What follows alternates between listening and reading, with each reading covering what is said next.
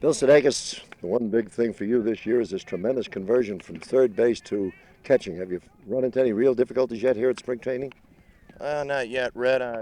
I'm still trying to loosen up yet. I haven't gone full steam yet, and I think the main problem I'll have probably be experience with the pitchers, and that'll come in time anyway, Red.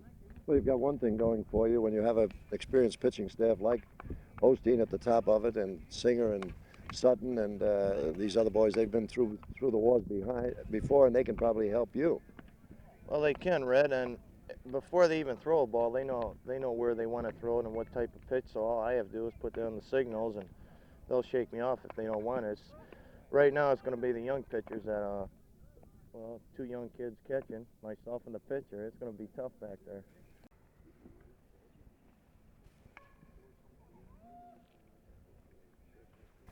Well, Tommy Hutton, must be just a little exasperating to be just about one of the best fielding first basemen in baseball and to be playing behind Wes Parker, who is perhaps the best. Maybe he isn't. I don't know. Maybe you are. But has it been frustrating to you? Yeah, it sure has, Red. I think in a position that I am in, being left-handed and being able to play first base and the outfield, my only positions, and then being behind a fellow like Wes Parker, it's been kind of exasperating for the last 5 years. Well, Tommy, you're in a rather unusual position. We left you in the draft last year thinking that for your own good that some other ball club which needs a first baseman badly would go for you, and no one did. Now this year we've got you in spring training, and you're going to be playing a lot of spring ball, possibly with the thought that some other ball club will see you again down here. How does that set with you? Well, that sets very well. I think that everybody in Los Angeles and with the club knows that I'd like to play in LA because it's my hometown. But I think everybody in baseball wants to make the big leagues, and that certainly is my goal. And if I could make it with some other club, I hope that happens too. What do you think you have to improve most in order to make the major leagues?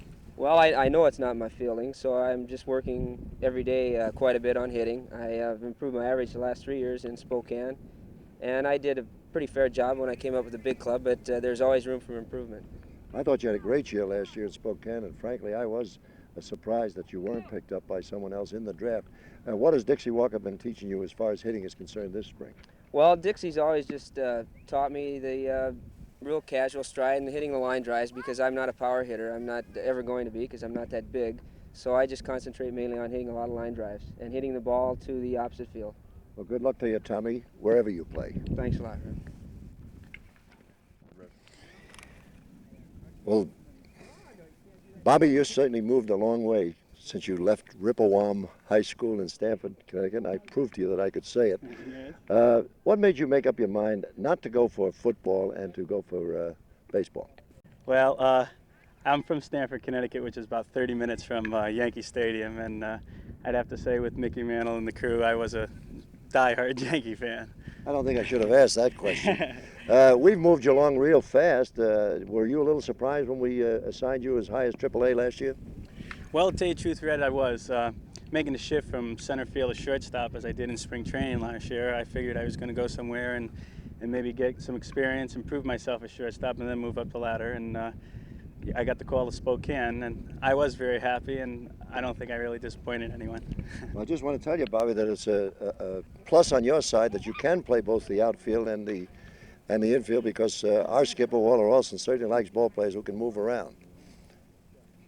I guess so. I'm really happy that I have the versatility of playing both infield and outfield, and who knows, maybe I'll be back in the outfield before long. Do you have any worry about Major League pitching? Well, to tell you the truth, up in Spokane, I saw some ex-major leaguers, and worry about it. I don't really know what it is, and I'd have to face it before I really know what it is, and so that's all I can say on that. Well, good luck to you when you face it. Okay, thank you very much, Red.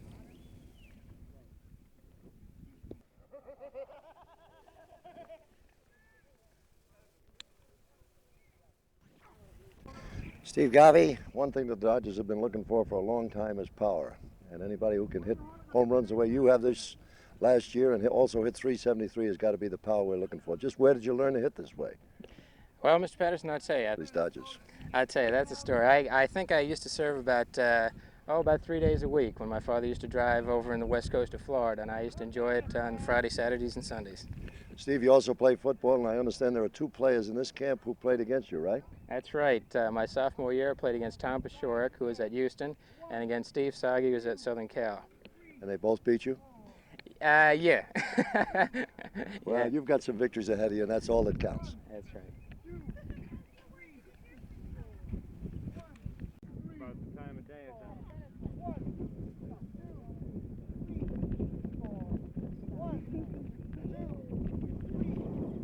Bill Buckner, I think that you are just about one of the most natural hitters that the Dodgers have had for some years, perhaps the most natural since Duke Snider. Did you ever see Duke Snider? I saw him swing a few times in pictures, but I really haven't seen him that much in live action at all.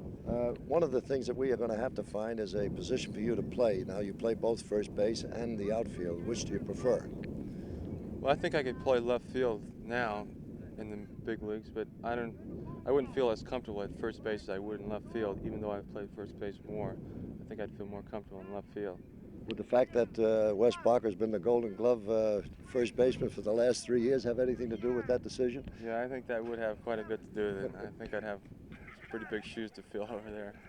Good enough, Bill Buckner, and good luck to you this year. Thank you, Red. I'll stay here.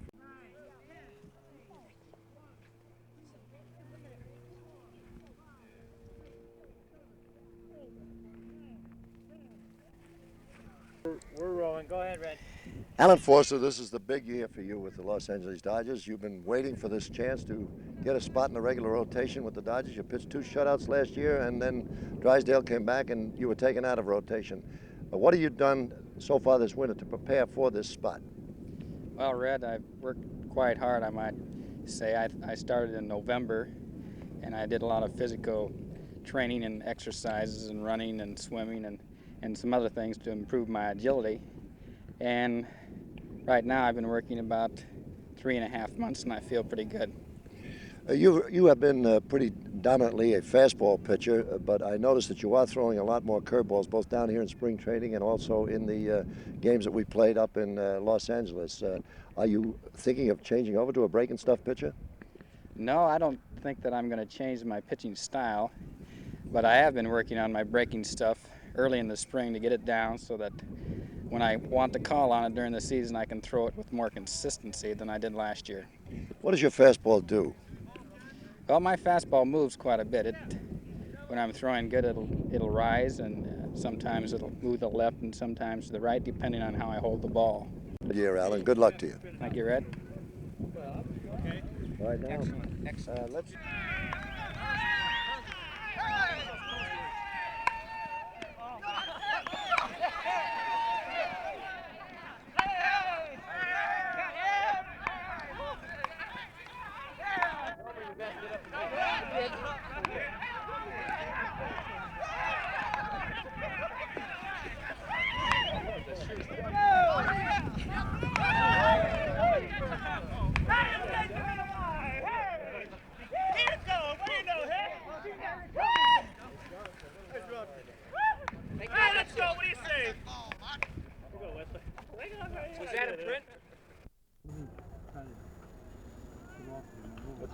Is that okay? Yeah, go ahead. I'm rolling. Well, I have to put my eyes out. Yeah. Bill, an unusual rookie year last year. You played the outfield, but before every game, working out in the infield. That's right, Dick. Prior to, well, just about the end of last season, I was working out in the infield, and Walt Austin saw me working out there, and he liked me. So after the season was over, I went down to their instructional league in Arizona and worked out at 2 positions, shortstop and third. And I worked there for 6 weeks with the scout that signed me, and he's the one that converted Ted Sizemore from a catcher to a second baseman. And I hope he can do as good a job as teaching me the infield as he has Ted. How much progress do you feel you have made in learning to play the infield since the switch started? I think I've made it considerably a lot. The only problem that I have right now is learning all the plays, the bunt plays and the pickoff plays and stuff like that. And I really didn't have too much trouble fielding the ground balls, and these other things are going to come naturally as I play more. Do you have any preference, third or short? Well, really, right now I don't have really any. Just as long as I play is the main thing right now. I assume that Maury Wills has had to be a lot of help in that infield with you. That's right. It's an experience just to be playing on the same team with Maury and playing beside of him. He knows what to do, and he's going to tell me where to move on different batters. And plus I got Jim Gilliam, he's played third base, and he's going to be helping me. So there's, and Maury, just, you know, like I said, just playing beside him is just going to mean a great deal to me.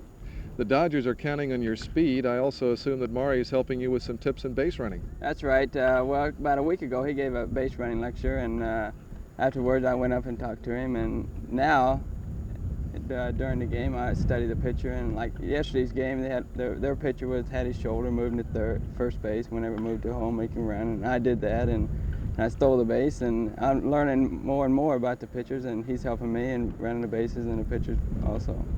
Last year you hit .226. I assume you'd like to improve that this year. Definitely. I just come from the batting cages prior to coming over here, and I did poorly, but there's still about a month to go until the season, and I have a lot of work to do on my hitting, and it should come around, and just eventually. Dixie Walker's working with you, I understand. Right. He's a great man. He doesn't try to change your batting style or anything. He just helps you with your style, and he's just a great guy.